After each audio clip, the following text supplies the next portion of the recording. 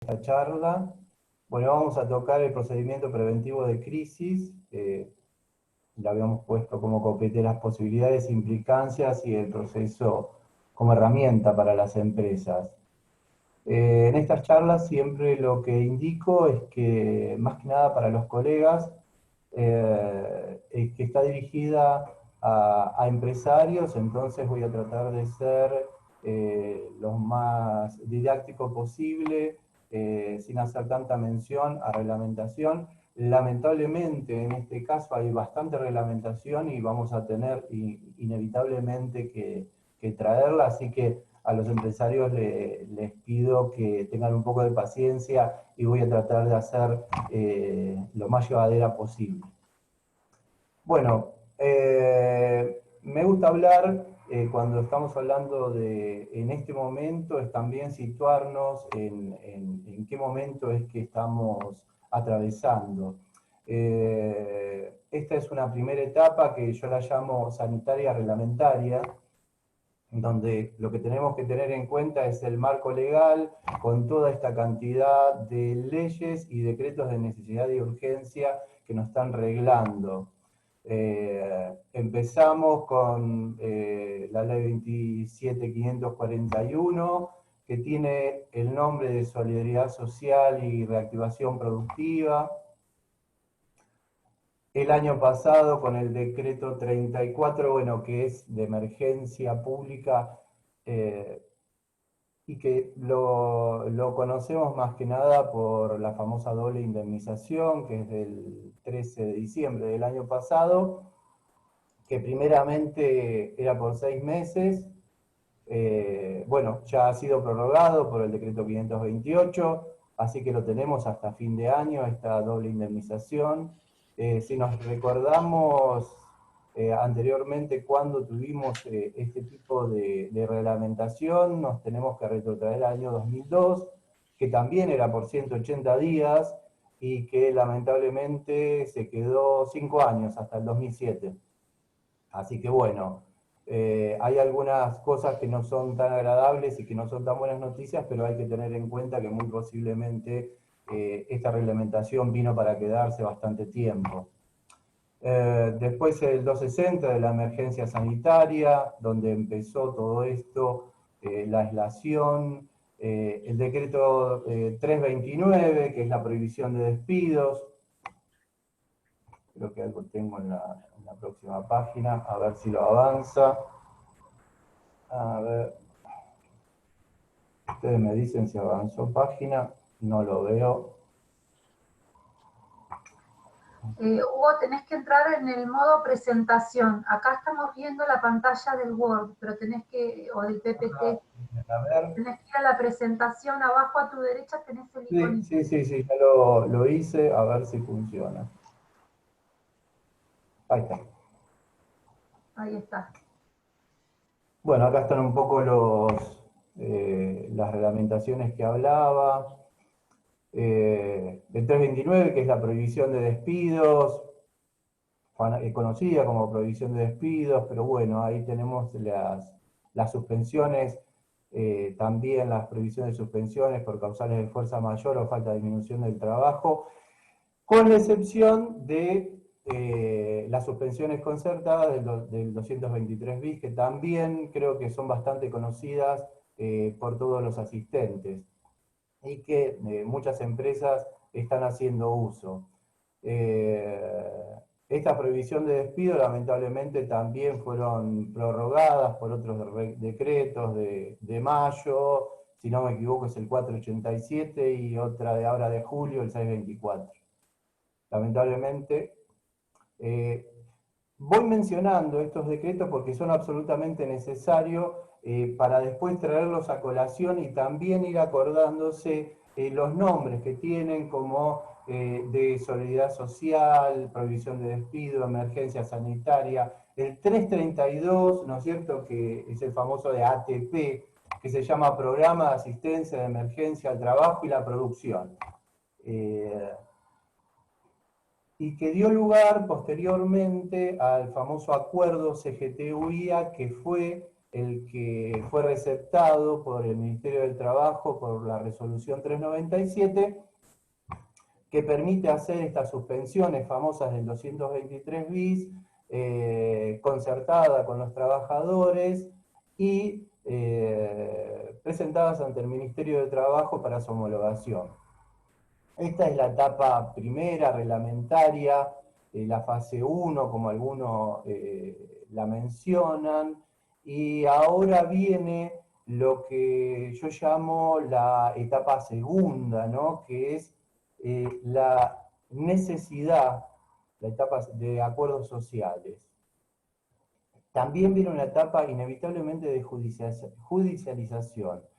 En este marco de tensión social que también acá menciono.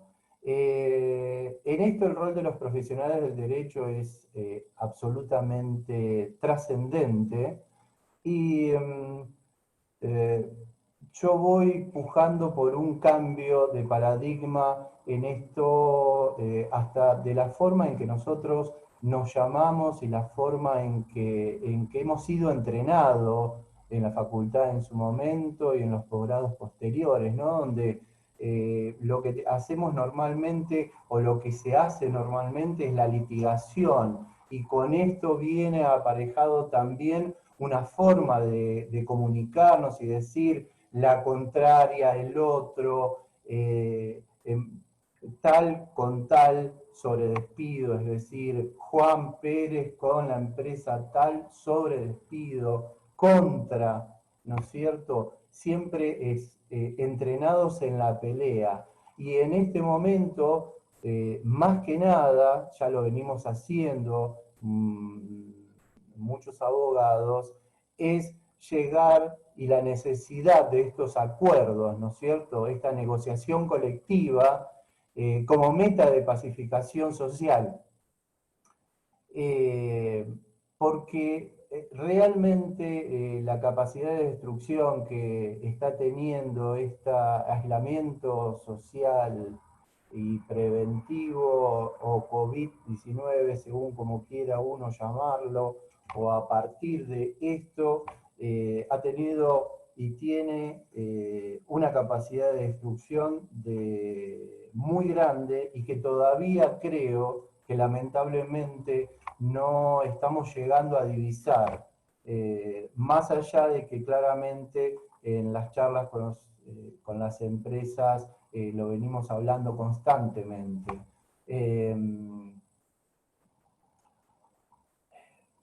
El procedimiento preventivo de crisis viene a ser una herramienta para la empresa para mitigar todos estos efectos que inevitablemente vienen aparejados también con esta gran crisis social a nivel mundial. El procedimiento preventivo de crisis no era tan utilizado y era muy rechazado con anterioridad a esta etapa. Actualmente no está siendo tan utilizado. Después tengo ahí algunos datos que pude recabar de la cantidad de suspensiones concertadas por el 223 bis y la cantidad de procedimientos preventivos de crisis que se han presentado, y la importancia que directamente la legislación lo que está diciendo es que son absolutamente necesarios para poder hacer lo que ahora vamos a seguir viendo. Así que el esfuerzo, el procedimiento preventivo de crisis requiere de esfuerzo compartido, requiere de poner aquí los principios de buena fe, de colaboración, de cooperación. Por eso traigo aparejado también todas estas leyes que se fueron medios plomazos, tal vez de la etapa primera que les mencionaba, pero que son absolutamente necesarias, y en sus considerandos traen aparejadas herramientas que van a poder ser después utilizadas y deberán ser utilizadas y traídas a colación para explicar la situación falencial de la empresa cuando requiera este tipo de procedimientos. Estábamos el otro día, escuché una charla y utilizó una palabra de nociología de los acuerdos, me gustó mucho. Lo que se va a ver es exactamente eso, la filosofía, el estudio de los principios, de los métodos utilizados, ¿no es cierto?, para llegar a esto que inevitablemente vamos a necesitar. Muchas empresas, lamentablemente, como recién lo decía el presidente de la Unión Industrial. Bueno, con el procedimiento preventivo de crisis nosotros podemos hacer suspensiones, lamentablemente cuando necesitamos hacer suspensiones, cuando necesitamos cambiar la jornada, cuando necesitamos una adecuación del salario de los trabajadores, cuando nos vemos obligados por esta situación de llegar a un despido, donde nosotros también tenemos la imposibilidad del despido por reglamentación, ¿no es cierto?, donde todo despido va a ser dejado sin efecto cuando sea la única posibilidad que tenemos es el pedir con justa causa. Entonces, lo que primero tenemos que tener en cuenta aquí es la posibilidad de suspensiones, ¿no? Porque medio que se ha tomado bastante a la ligera el tema de las suspensiones concertadas. Las suspensiones del artículo 223 bis es una excepción que trae el decreto 329 a lo que dice la prohibición de despidos y suspensiones por causales de fuerza mayor, de falta o disminución de trabajo. Hay que tener en cuenta tres ejes en esto, que tiene que ser la justa causa, el plazo fijo determinado y la notificación fehaciente. Creo que algo acá, bien, perfecto, algo acá lo traigo.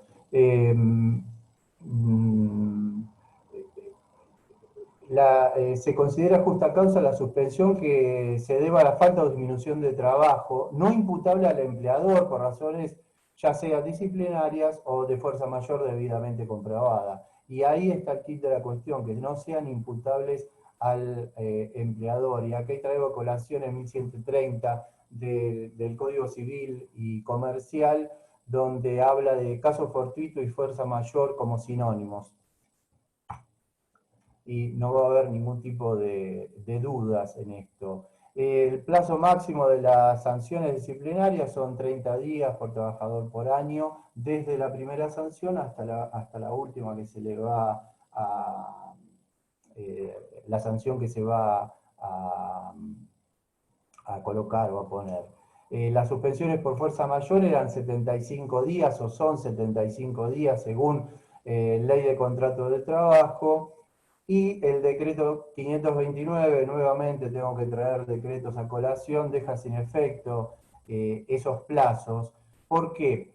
Porque realmente las suspensiones por fuerza mayor, en el caso del 223 bis y en el caso de ese acuerdo CGTI-UIA, resolución 397 del Ministerio de Trabajo, se pasaron en los plazos, entonces inevitablemente hubo que hacer una resolución y todo esto viene después y hay que tomarlo porque nos van a venir a favor en el caso que debamos entrar en un procedimiento preventivo de crisis y cómo vamos a tener que fundamentar, más allá de todas las pruebas necesarias donde vamos a tener que demostrar el estado contable de la empresa y la situación, que creo que ahora voy a seguir hablando.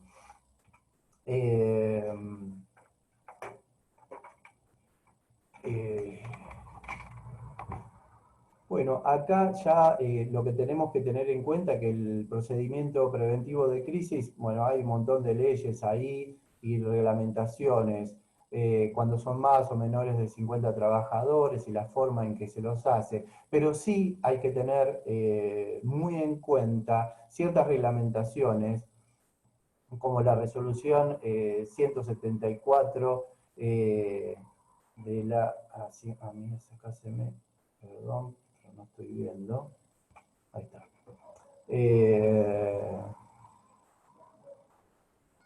que es por la violación, por las suspensiones o por los despidos y sus prórrogas por los distintos decretos, ¿no es cierto? Y donde está ahí una infracción grave que, a ver si lo puse acá, sí, una infracción grave que actualmente estamos hablando que esto puede llegar a ser entre 5.000 y 30.000 pesos por trabajador como multa en el caso de que no que se ejecute ya sea una suspensión o un despido sin haber hecho el procedimiento preventivo de crisis. La posibilidad que da el procedimiento preventivo de crisis es que en el caso del despido podamos tener una mengua en esa indemnización que todos sabemos que está en el artículo 245, en este caso está en el 247, y es del 50% de lo que le debería corresponder a ese trabajador, siempre y cuando este procedimiento preventivo de crisis sea oportunamente homologado por el Ministerio del Trabajo, lugar a donde debe ser oportunamente presentado toda la documentación y el pedido de esta apertura de procedimiento.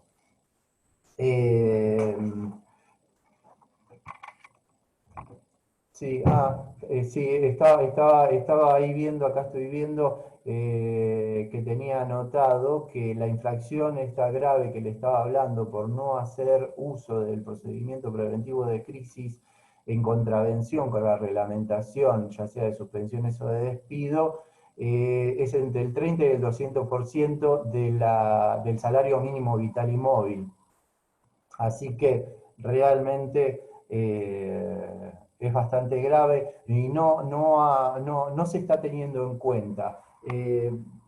Muchas veces me están consultando respecto de algunas empresas que efectivamente están haciendo una u otra cosa sin importar y sin acceder y sin hacer todos estos requerimientos, en los cuales si después tiene alguna intención de continuar, esto tiene que ser visto y tiene que ser tenido en cuenta porque la reglamentación y las multas son muy altas, 5.000 a 33.000 pesos por trabajador es muchísimo afectado, ¿no es cierto? Le habían mencionado que tramita ante el Ministerio de Trabajo y Seguridad Social y es por escrito. En el caso de cuáles son los requisitos, acá inevitablemente quiero traer un fallo que es Duranensa con Copiquín de la Sala Séptima, donde dice específicamente qué es lo que debería presentar antes de despedir por falta o disminución de trabajo. Y es, en este caso, la existencia o falta de disminución de trabajo que por su gravedad no consienta la continuidad del vínculo, la situación que no le sea imputable, es decir, que se deba a circunstancias objetivas,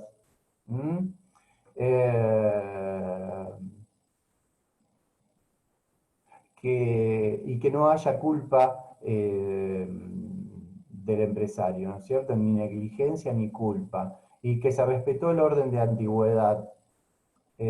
Con respecto al orden de antigüedad, en el caso de que tiene que haber suspensiones o despidos, eso tenemos que tenerlo en cuenta porque tenemos que empezar con el personal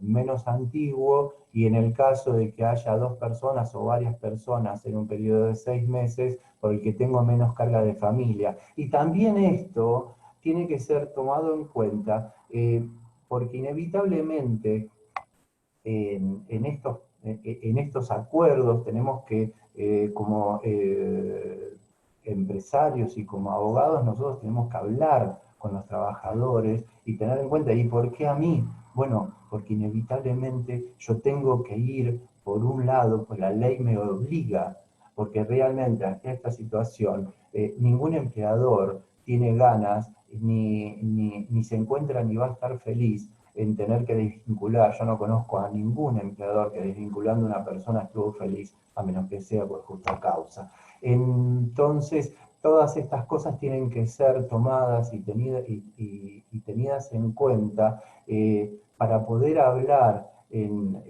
para poder concertar, para poder acordar, para poder llegar, para poder abrir este diálogo que inevitablemente es lo que se avecina. Es decir, más allá de que inevitablemente, otra vez digo inevitablemente, vamos a tener que trabajar con toda la normativa, pero de la misma normativa nos va a dar fundamentación para poder hablar con la gente, para poder hablar con el gremio que los agrupa, porque ante la presentación lo primero que hace el Ministerio de Trabajo es darle traslado al gremio para que se expida respecto de esta presentación, y en eso lo que se inicia es una posibilidad, es un canal de diálogo en el cual el Ministerio de Trabajo está haciendo de árbitro, está haciendo, encontrando a todas las partes, donde inevitablemente vamos a tener que explicar y vamos a tener que hacer concesiones recíprocas para poder llegar. Por eso hablaba en su momento de estos principios básicos de cooperación. Así que, bueno, después específicamente cada una de las situaciones, después ustedes lo van a hablar para no introducirnos en cuestiones tan técnicas con el letrado que le haga el procedimiento preventivo de crisis, donde le va a requerir un gran número de documentación, estados contables de los últimos años, donde inevitablemente esto va a tener que ser presentado y va a hacer lo que le va a dar base y sustento, teniendo en cuenta todos estos antecedentes. Es importante que en todas estas reglamentaciones, las mismas reglamentaciones en sus considerandos va trayendo y va siendo base sobre distintos pactos, sobre distintas consideraciones que tienen que ser tomadas en cuenta para la presentación. A ver qué... Bueno, en el procedimiento preventivo de crisis se puede considerar mutaciones en la jornada, disminución salarial, suspensiones, despidos. Acá estaba el dato que le decía que al 15 de julio se presentaron aproximadamente 12.000 acuerdos ante el Ministerio de Trabajo, que implica 1.900.000 trabajadores aproximadamente, y solo 280 procedimientos preventivos de crisis aproximadamente.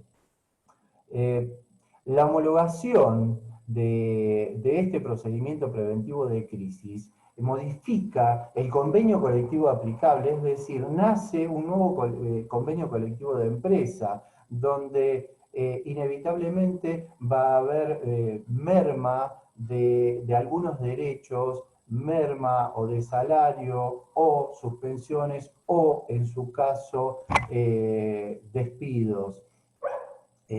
Entonces es bien interesante poder llegar a conseguir esta homologación del Ministerio del Trabajo e ir bien preparados y al mismo tiempo, como siempre digo también, con esta mentalidad del acuerdo, de la importancia de estos acuerdos sociales que van a ser absolutamente necesarios para la continuación y la posibilidad de cualquier trabajo, de la continuación de cualquier empresa, porque en mayor o menor medida todos estamos siendo afectados. Así que es importante aquí hablar de solidaridad, de colaboración, que esto implica un esfuerzo de ambas partes, un esfuerzo con nuestros trabajadores. También aquí tenemos que tener presente que jurisprudencialmente los trabajadores son sujetos de preferente tutela constitucional, y esto lo dijo la Corte ya hace unos años en el fallo Aquino y ha sido receptado por muchos otros fallos de la Cámara Laboral. Con esto quiero decir es que siempre se considera que el empleador está en una mejor posición que el trabajador, pero la realidad en la que estamos viviendo realmente acerca mucho a las partes e inevitablemente lo estoy escuchando a muchos letrados de parte actora que están cambiando y están tratando de llegar a acuerdos en defensa de los derechos de sus trabajadores con la empresa. No estamos tan litigantes y sabemos que el árbol lo podemos mover, pero algún fruto cae, pero tampoco mucho, porque ya no hay mucho más. Entonces, todo esto, toda esta situación emergencial mundial, tiene que ser tenida en cuenta y va a ser receptada y es tenida en cuenta para la reglamentación de todos estos decretos, de todas estas leyes en las cuales estamos mencionando. ¿Alguna diferencia del procedimiento preventivo de crisis respecto del concurso? Y acá también, porque he escuchado alguna vez, bueno, dame concurso, no pasa nada. Bueno, ante esto lo que le quiero decir es que hay una gran diferencia en lo que era la ley anterior, la 24.522 de concursos, con el artículo 20, donde se suspendían a partir de la presentación del concurso preventivo los convenios colectivos de trabajo. A partir de la nueva ley, la 26.684, el artículo 20, dejó eso de la suspensión de los convenios colectivos de trabajo e incluyó el pronto pago laboral. ¿Qué significa esto? Que la deuda que tengamos con los trabajadores, en el caso de indemnización o lo que sea, van a estar en primer lugar, es decir, tienen preferencia número uno, lo primero que se paga. ¿Está bien? Entonces, creo que hay que hacer todo el esfuerzo para llegar y tratar de sacar adelante el procedimiento preventivo de crisis y no apuntar todo a lo que puede llegar a ser un concurso. Siempre y cuando, bueno, estoy hablando de deudas laborales, después hay un universo de otras deudas que lo verá cada empresa si le conviene o no, pero sí es algo para tener muy, muy, muy presente. Así que, bueno, un poco la charla viene hasta acá a explicar las implicancias de este procedimiento, las posibilidades, lo que vamos a tener que tener en cuenta para llevarlo adelante. Así que creo que hasta acá hemos llegado, por lo menos con la presentación. Lamento que sea a veces un poco técnica y con mucha reglamentación, hablando de mucha reglamentación, pero es absolutamente necesaria y al mismo tiempo es base para todas nuestras presentaciones, la cual va a ser muy tenida en cuenta por el Ministerio del Trabajo. Y nuevamente traigo a colación el tema de la colaboración, el tema de cambiar un poco este paradigma de abogado litigante para un abogado que intente llegar a acuerdos, la necesidad del abogado pyme, porque las multis trabajan en otro nivel y tienen una serie de equipos que van a trabajar sus comunicaciones con los empleados. En el caso de las pymes, como me pasa a mí y como trabajo, es el trabajo directo con no solo el empresario, sino con cada trabajador. Y ante la presentación de situaciones tan graves y que van a afectar a esos trabajadores, la comunicación explicarle a la gente es absolutamente indispensable, porque también este ejercicio va a ser el que vamos a trabajar con el gremio y en el ministerio en esa etapa donde vamos a tener que negociar sí o sí. Así que bueno, hasta acá más o Buenísimo, menos. Hugo. Muchísimas gracias, muy claro, y menos mal que es tan técnico, porque si no entenderíamos todos y seríamos todos expertos, ¿no? Bueno, vamos a pasar a las preguntas. Si querés, deja de compartir la pantalla, así eliminamos la parte del monitor que se ocupa por la presentación. A Eh, ver. ahí está, buenísimo. Bueno, creo que ya en la segunda parte de tu presentación lo aclaraste, pero yo tenía una duda respecto a, creo recordar que en algún momento cuando con el COVID empezaron a habilitar o deshabilitar el PPC, había un tope de hasta 800 empleados o algo así. ¿Eso dejó de existir? ¿Es ilimitado ahora? Sí, sí. Por lo menos no hice ninguna presentación de concurso preventivo de más de 800 empleados, pero sí, tenía entendido que no hay ningún tipo de problema y no hay implicancia de cantidad de empleados. No Perfecto. obstante lo cual, el Ministerio de Trabajo está funcionando bastante mal y eso hay que tenerlo en cuenta. Una de las cosas también es dónde se realiza la presentación, si es en el Ministerio de Trabajo de la provincia, si es en el Ministerio de Trabajo nacional. Bueno, eso también es evaluar por la empresa, más allá de su domicilio legal y las implicancias de dónde van a desarrollar cada uno de los, es decir, dónde se van a acontecer las implicancias de este procedimiento preventivo de crisis. Pero la homologación va a terminar siendo en el Ministerio Nacional. Hugo, y ya que estás hablando de lo mal que funciona el Ministerio de Trabajo, una idea de lo que es los plazos en época normal y en época ahora complicada, más o menos, ¿no? Tenemos que tener en cuenta que entre la presentación, el traslado que se le va a dar al sindicato, el tiempo de negociación y todo, no van a pasar entre 40 y 50 días mínimamente, por lo cual hasta que nosotros no tengamos y no hayan pasado todos esos plazos, no vamos a poder ejecutar las medidas que nosotros pretendemos con este procedimiento preventivo de crisis, porque efectivamente tenemos que tener como buena fe es este espacio de negociación necesario. Así que también tenemos que ir pensándolo porque va a tener un tiempo importante, mínimamente 40, diría más cerca de los 50 días. Como para... Creo que estás siendo optimista, pero bueno.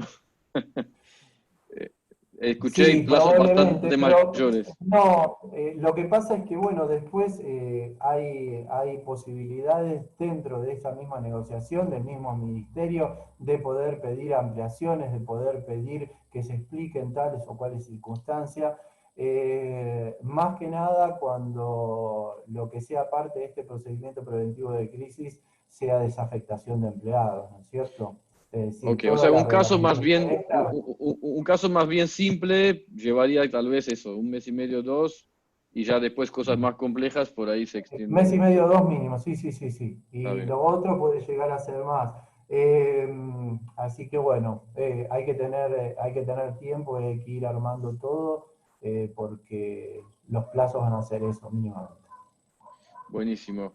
Una cosa que te quería consultar, porque en la presentación lo vi que decía que obviamente como resultado del PPC se negocian disminución puede ser disminución de carga horaria o despido o suspensión o todo O eso, ¿no? suspensiones, Ahora, sí. en caso de despido, ¿la indemnización que se le tiene que pagar también se disminuye y se negocia o es la misma de siempre?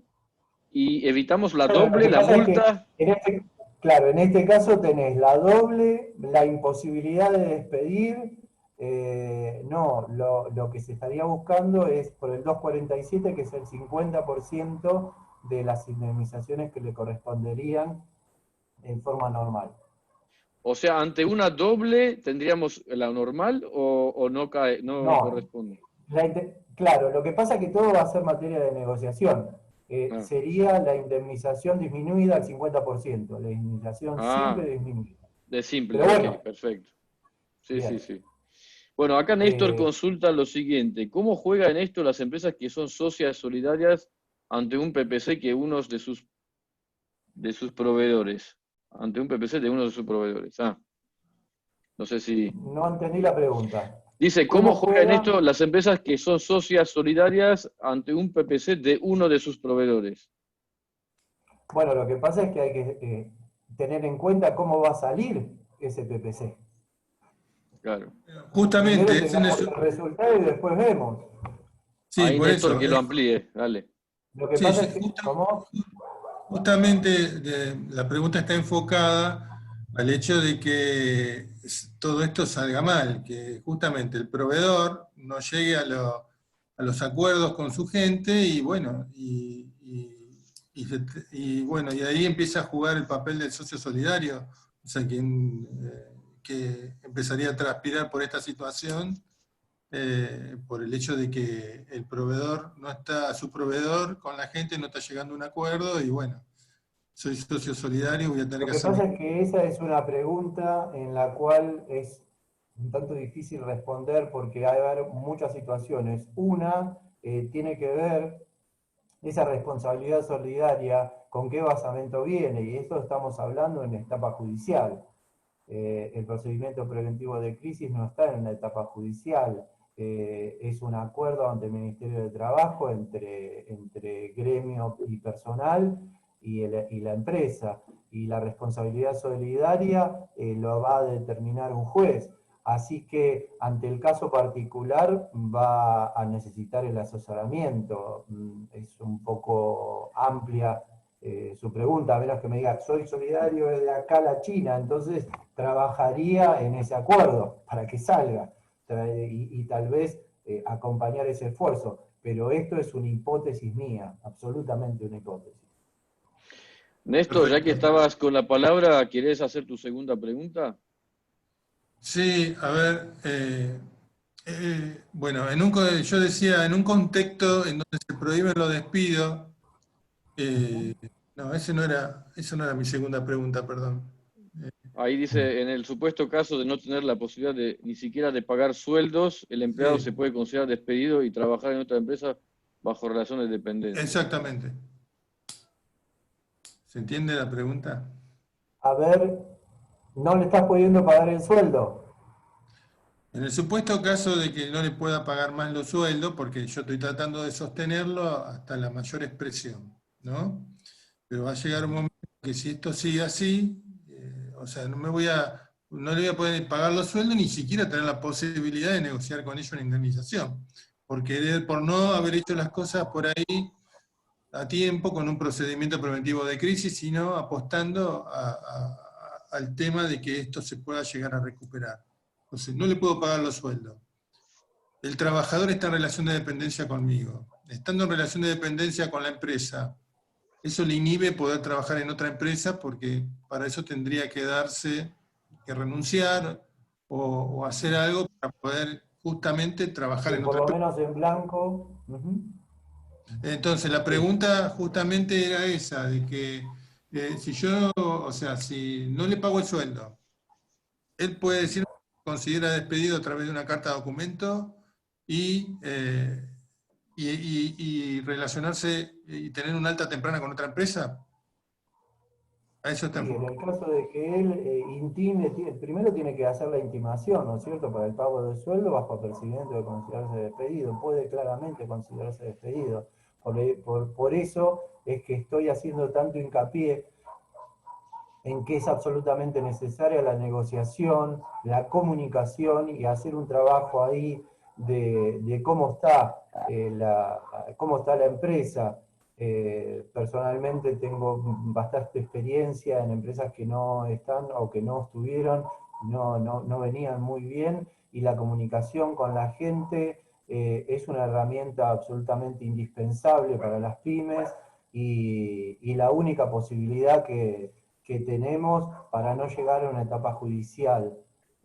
Así que lo que yo le puedo sugerir es eso, es hablar mucho con la gente, explicar, y creo que explicando y dando todas las pautas va a tener otras posibilidades, porque el tema es que mucha gente directamente no se le dice absolutamente nada, por lo que sea, porque es la primera vez que le está pasando a la empresa, por la situación subjetiva que sea, y la gente no sabe qué hacer. Y tal vez va a un abogado y dice, no me pagan el sueldo, y bueno, intimá para que te paguen, no te estoy despedido en otro lado, si ya la empresa.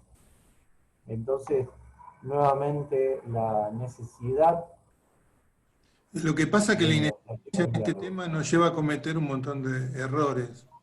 Y muchos dicen, Por eso no, el paradigma para los abogados pyme de tener otro tipo de trabajo con las empresas que sea realmente preventivo y no un eslogan, en donde articulemos y entremos directamente en la empresa y no en contestar la carta documento, sino en prever todas estas situaciones, acompañar al empresario, acompañar a la empresa y acompañar a la gente en esta situación absolutamente grave en la que todos estamos padeciendo.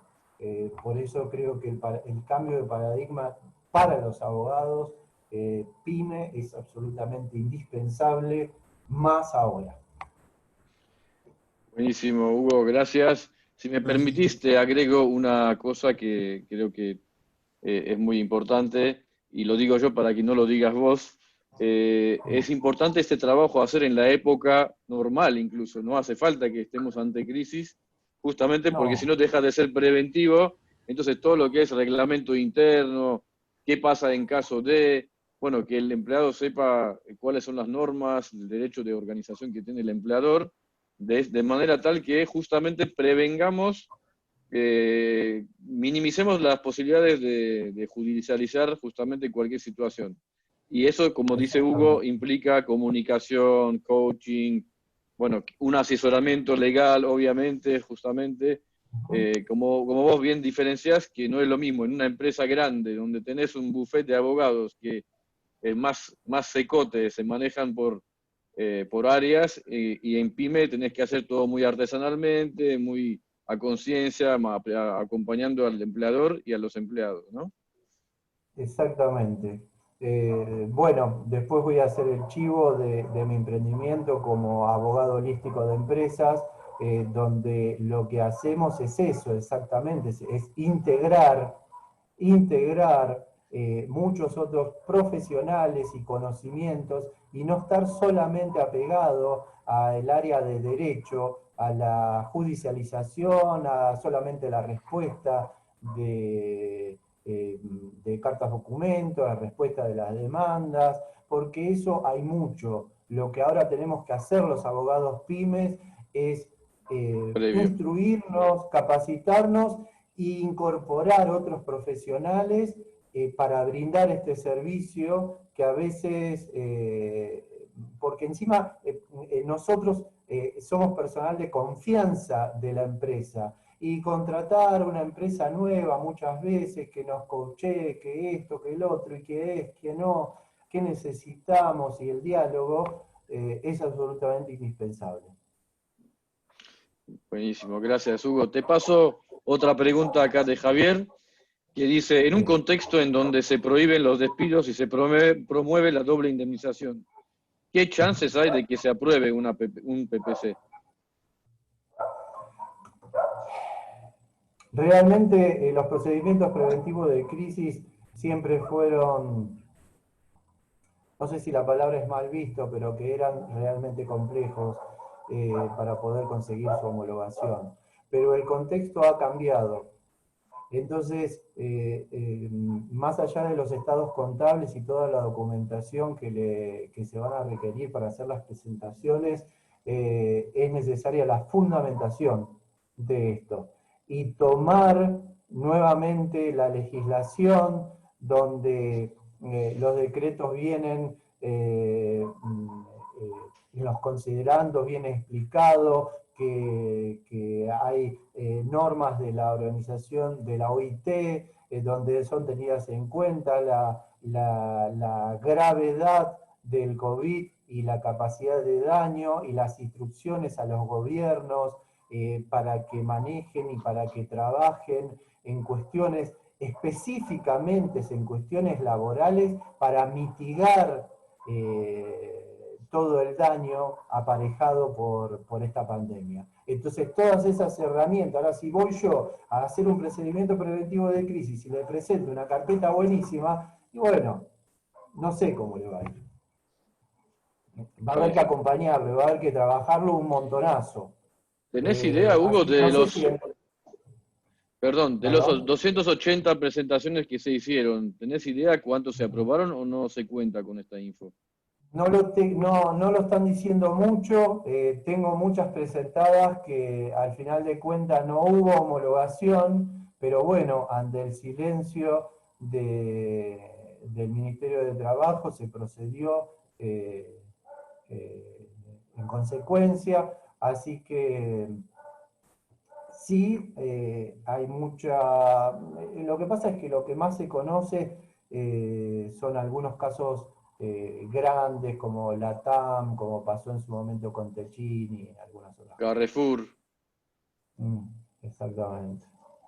Así Sí. que no, es bastante difícil conseguir algunas estadísticas. Una consulta.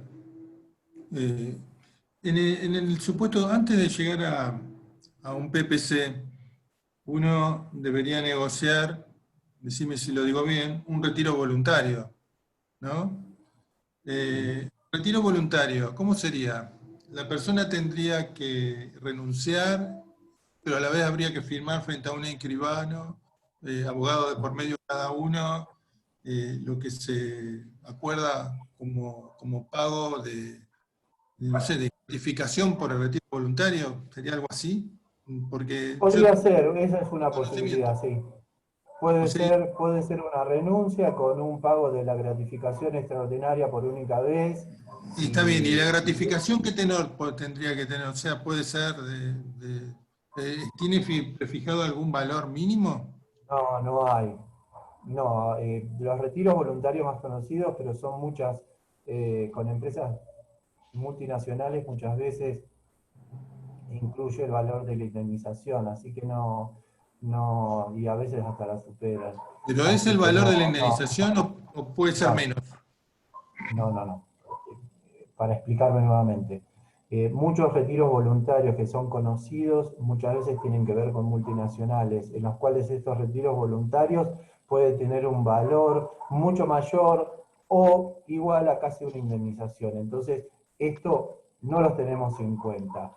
Lo que usted me trajo a colación me parece que es una de las formas que puede ser una renuncia y un pago de una gratificación extraordinaria por única vez, claramente menor a lo que va a ser una indemnización con la doble indemnización y con la imposibilidad de despido que ahora tenemos. Así que también es materia absolutamente de negociación. Perfecto. ¿Y eso cómo se instrumenta? ¿Hay que hacer un escrito por ese retiro Sí, voluntario? claramente. Bien. Claramente. Ok. Bueno, Lo que pasa, podemos ver, depende de la jurisdicción donde usted esté, depende de lo que están demorando, pero en este momento el SECLO está demorando muchísimo para dar una audiencia, así que lo instrumentaría de otra forma. Sí, lo dejaría sentado, posiblemente puede llegar a hacerlo por escribano, por escritura pública, con letrada.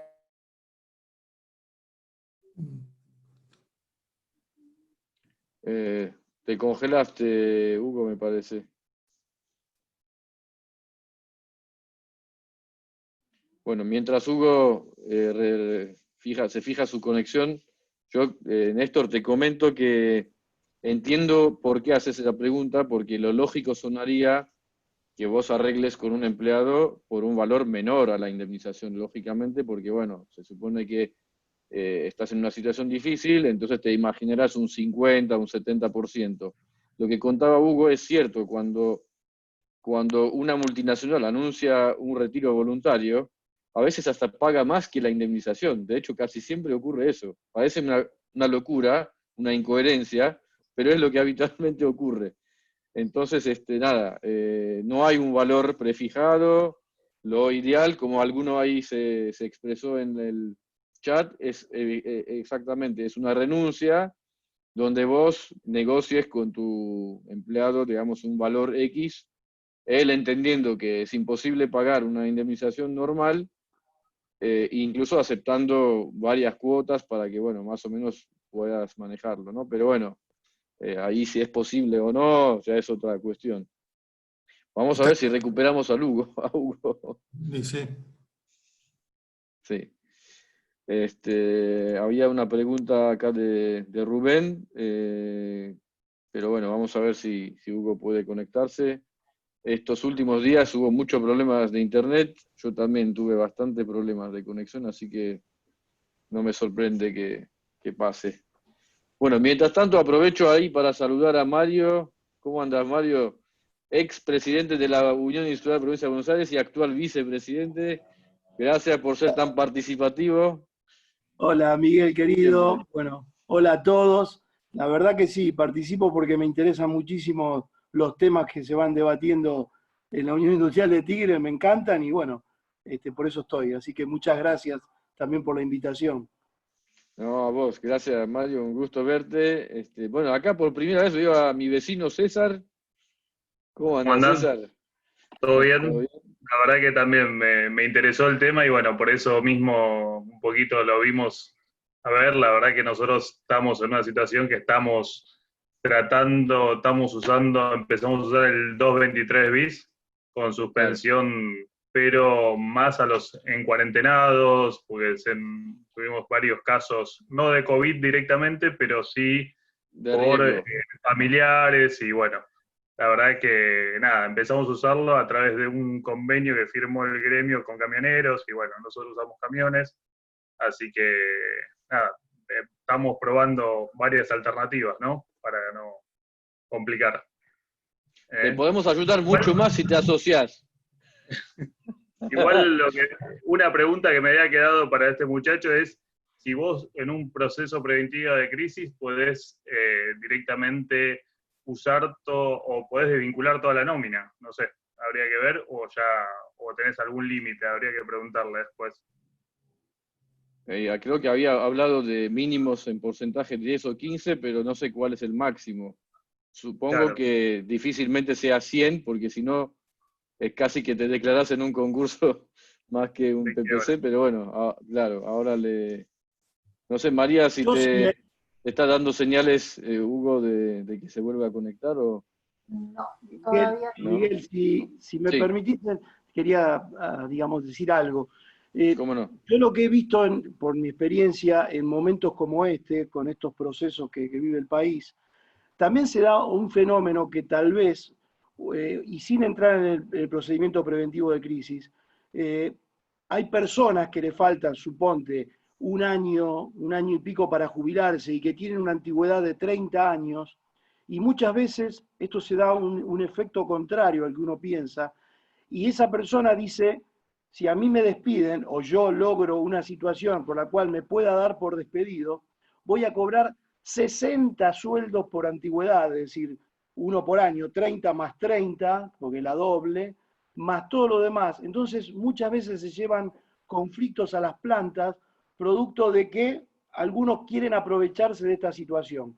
Eso es un punto muy complicado cuando se plantea, porque ocurre un efecto cascada. Entonces aparece el otro que tiene 25 años de antigüedad y le falta 2 para jubilarse y tiene un almacén en su casa y dice, bueno, yo cobro 50 años de antigüedad, más todo lo que tenga que cobrar de vacaciones, aguinaldo, 2 meses de preaviso.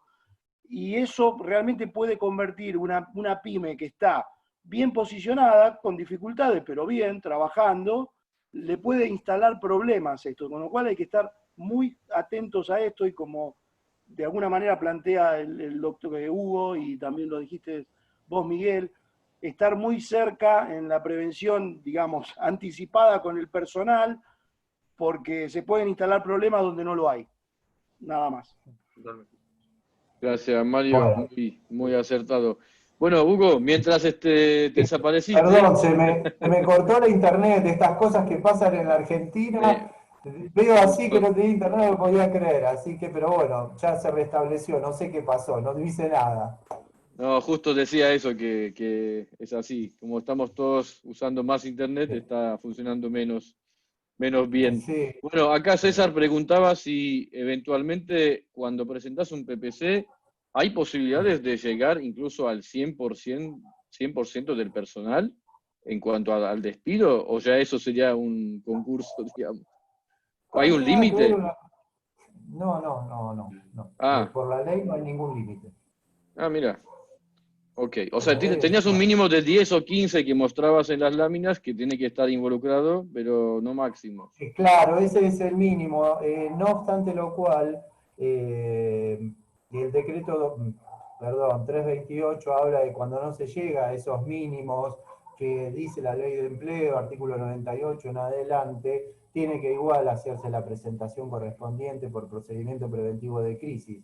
Lo que pasa, por eso es muy importante, porque ahora estamos en este momento de excepcionalidad donde se hacen estas presentaciones de suspensiones por el 223B sin hacer el procedimiento preventivo de crisis. Pero bueno, como para no seguir, ¿no es cierto?, envalentonados y hacer las cosas sin tener en cuenta las consecuencias por no hacerlas de la forma que corresponde, ¿no?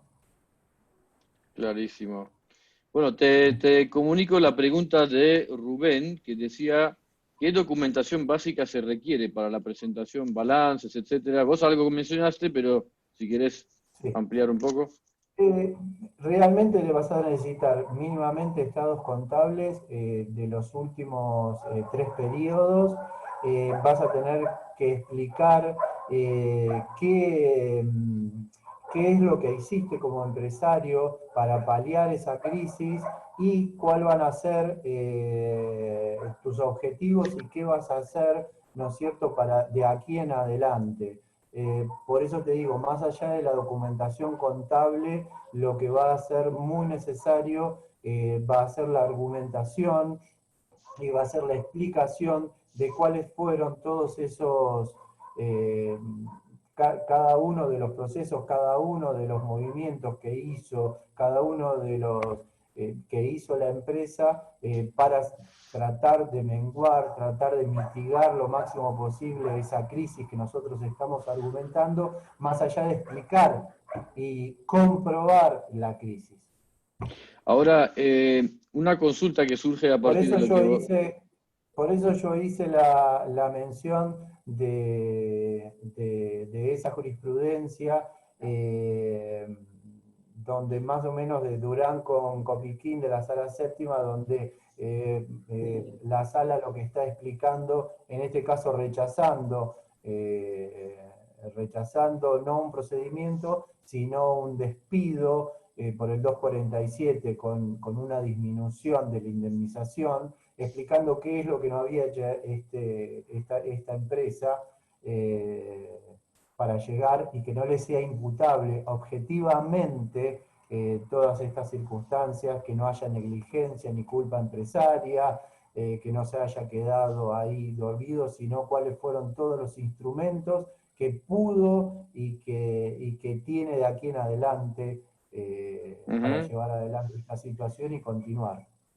Y un detalle, Hugo, supongamos que con un asesoramiento de lujo que podrías dar vos para presentar una argumentación muy válida o muy buena, ¿qué implica eso? ¿Un Ministerio de Trabajo de alguna manera tiene que hacer una auditoría para comprobar de que efectivamente esa argumentación tuvo lugar? ¿Hasta dónde llega, digamos, esa verificación? Porque supongamos que yo invento de que hice todo fenómeno y aún así me va mal y muestro con la facturación que me fue peor, pero en realidad no hice suficiente esfuerzo y fue desidia, por decir de alguna manera.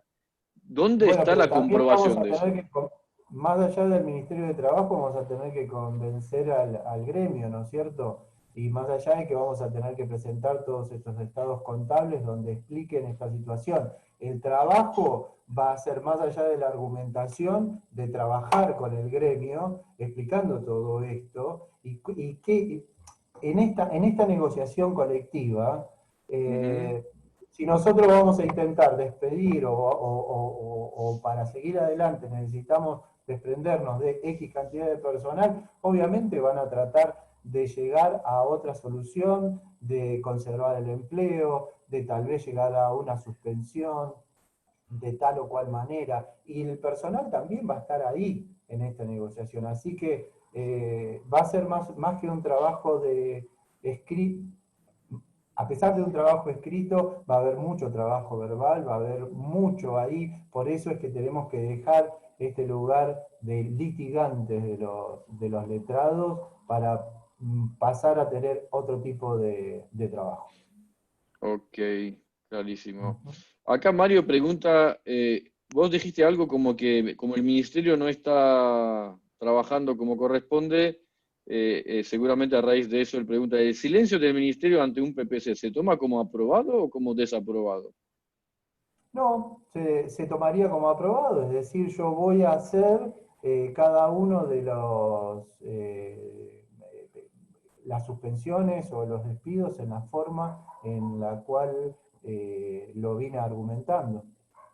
Pero no hay un plazo legal donde el ministerio tiene obligación de responderte, digamos, normalmente. Sí, hay un plazo legal, por eso es que pasando todos los plazos, presentación, los 5 días, el traslado, los 10 días de negociación, vencido ese plazo, es que el silencio del ministerio va a ser como que tenemos otorgado ese procedimiento Ok, preventivo de el que crisis. calla otorga se aplica acá también. Claro, Ok, exactamente. Lo que pasa es que normalmente ante esta situación, eh, sí, he tenido el caso de suspensiones que se hizo, de las primeras que se hicieron con procedimiento preventivo de crisis, se presentó todo y hubo silencio de parte de la administración y se llevó adelante las suspensiones por el 223 bis.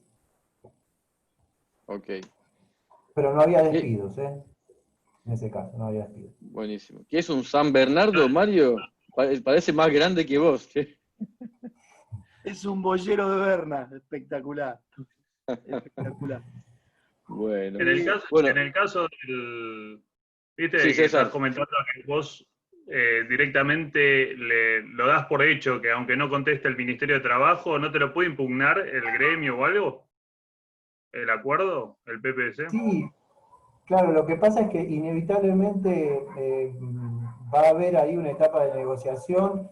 Si se abre la etapa de negociación y hay una impugnación por parte del gremio, inevitablemente va a haber algo que va a decir el Ministerio de Trabajo. Cuando normalmente el silencio del Ministerio de Trabajo viene cuando hay silencio también del gremio. Por eso traje a colación esta experiencia donde se hizo la suspensión, silencio del gremio, silencio del Ministerio del Trabajo y marchó exactamente la suspensión. Estamos hablando de Bueno, principios. Y en el caso de las suspensiones, ¿qué abonas a la gente? Bueno, por el acuerdo CGT-UIA tenemos una reducción hasta del 25% de este salario. En este caso, lo que están haciendo muchos gremios directamente guardan silencio y mandan a homologar. Depende mucho la cantidad de afectados. Eh, Ahora, cuando ya es mayor, seguramente el gremio va a venir a esta negociación colectiva. sí, por Porque se va a ejemplo, en el tomar caso claramente. de la UOM y Adimbra acordaron una quita de 30%, pero más o menos ronda ahí, 25-30. Sí, lo que pasa es que ellos tienen una forma distinta del cálculo de salarios, por eso. Sí, el Hay bruto, otras listas neto. como, Sí. sí, petroleros también, por eso estamos hablando en normas generales. Ujú. Después enchufan una remuneración, un aumento no remunerativo o algo así, también, entonces también compensan un Exactamente. poco. Bueno, pero tenemos esa posibilidad también de la suspensión con una asignación no remunerativa, es decir, todo es una etapa de negociación.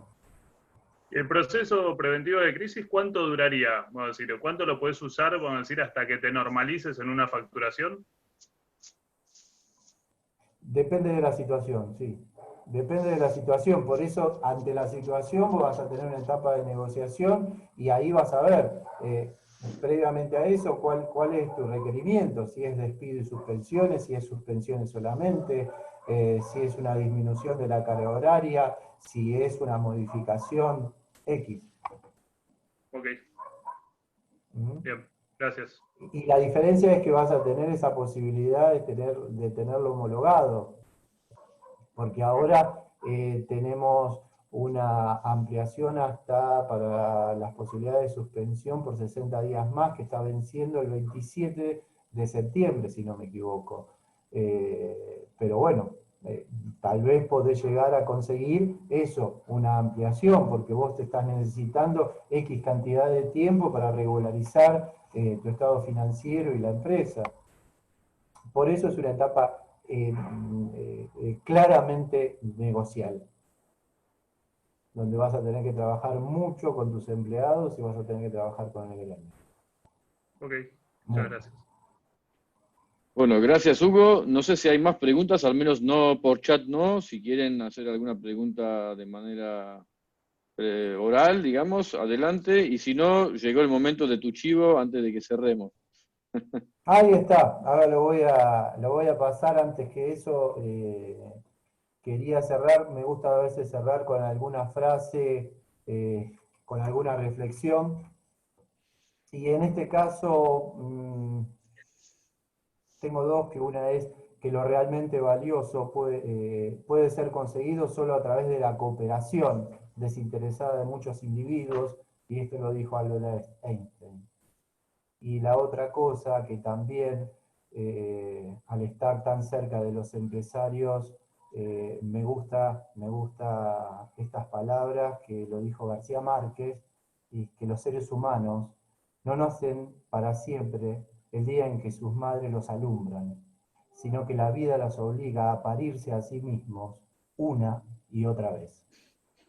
Y Y en Argentina se potencia por 10 todo eso.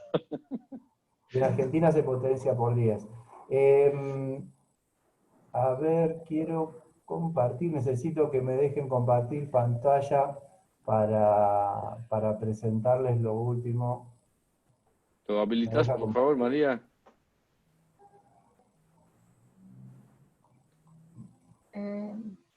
Nadia, ¿le das la función de Ah, compartir pantalla, Hugo? No lo tengo.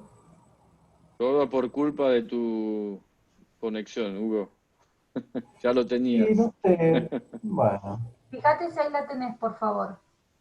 a ver, ahí sí. Oh, se fue para otro lado, me parece. ¿Compartió? Sí. Bueno, Sí. Polos es mi nuevo emprendimiento, que es soluciones holísticas jurídicas para empresa, y entonces les voy a agradecer a todos los que me puedan seguir en estas redes sociales. La web va a estar disponible en estos días, medio que me apuré ahora para presentarlo en esta disertación, así que les agradezco, es un concepto distinto. Por lo menos yo no encontré abogados holísticos para empresa, que lo que hacemos es integrar y poder trabajar exactamente con esto, ¿no es cierto? Con la negociación, con la comunicación con nuestros empleados, desde otro lugar. Claramente que nuestra base es la jurídica, pero sí hemos sido capacitados y tenemos el apoyo de otros profesionales para la asistencia más que nada a las pymes, ¿no es cierto? Que muchas veces no tienen un departamento de recursos humanos y que muchas veces, aunque lo tengan, nosotros trabajamos codo a codo con ellos. Así que bueno, Les agradezco un montón, gracias por la invitación y bueno, cualquier cosita, si necesitan algo o algún dato, me lo pueden pedir por mail o en las redes. Buenísimo, Muchísimas Hugo, muchas gracias. Bueno, elegiste un nombre súper importante, así que eso significa que haces de todo, porque holos en griego es todo, sí, así que bueno, viene del holístico, ¿no? Claramente. claro. Así que bueno, nada, me falta un poco saludar y agradecer a todos los presentes. Los que se animaron a dar la cara, además voy a mencionar, ahí tenemos a Gaby, nuestro secretario, estuvo Daniel Oquipinti, que es nuestro vicepresidente, a Juan Furnari, que flamante nuevo socio de Farestae y además es concejal del Partido Tigre. Así que bueno, ahí tenemos a Carlos Farina también, bienvenido y gracias por participar. Y bueno, y Mario con su acompañante de lujo también, ahí miren esa cosa. Bueno, gracias por participar, muchas gracias Hugo por tus valiosos conceptos. Y bueno, hasta la próxima charla que seguramente va a ser pronto. María, si quieres recordarnos si tenemos algo planificado, si no, bueno, a la brevedad. ¿Cómo que no si estamos por empezar el segundo ciclo de eventos especiales? El famoso segundo ciclo, perdón, sí, Estoy tenemos 3 whatsappeando. charlas. Pará, Pensé que había algo antes, pensé que había algo antes. No, te estoy whatsappeando, pero no me das bola. Empezamos la semana que viene, así que ya vamos a empezar a comunicar por todas las redes. A partir de mañana tenemos 3 invitados de lujo, Juan Gabriel Tocatián, Claudio Suchovicki y Juan Carlos de Pablo, una semana cada uno consecutivo. Y no sé, Miguel, ¿qué te parece si podemos también agradecer a los auspiciantes, que la verdad que en este segundo ciclo aumentaron, fue un gran trabajo, pero bueno, eso demuestra la confianza que nos tienen, porque nos siguen y nos siguen apoyando. ¿Qué te parece? Por supuesto. ¿Lo querés nombrar? No, quiero que vos lo hagas. Bueno, auspiciantes Farestae, Dusen y Edelflex. Luego seguimos con Furman y Asociados, Lentax, Sanitarios y Electrobombas Argentinos, Pat Group y LAPSA. Y por último, Rossi Diseño Cucina Vela, Rossi, que es Grupo Javasí, Autotigre, Tercian y GQ, que son grúas Queco. A todos ellos les agradecemos profundamente el acompañamiento. Es muy importante y quiero decir que en momentos como este, nuestra Cámara está liderando y acompañando a todas las pymes con jornadas de actualización y formación profesional, justamente para ayudarlos a clarificar y aportar nuevas ideas y conceptos. Así que a todos, también los empresarios que nos acompañan hoy, les pedimos que se acerquen a la Cámara y que se asocien. Especialmente César. Especialmente César, que lo llamé varias veces y que tampoco... Tenés un compromiso muy importante adelante de medio mundo, César. Mirá qué presión que te metimos. Igual vos sos bulletproof, así que no te preocupes, además. No, era un chiste. Bueno, gracias realmente y quiero agradecer a María y a Nadia que han organizado y siempre nos apoyan con estas actividades. Gracias, chicas. Bueno, nos vemos. Gracias, Nadia, María. Gracias a todos. Hasta la próxima y cuídense mucho que falta poco. Esperemos. Hasta luego. Chao, buenas tardes.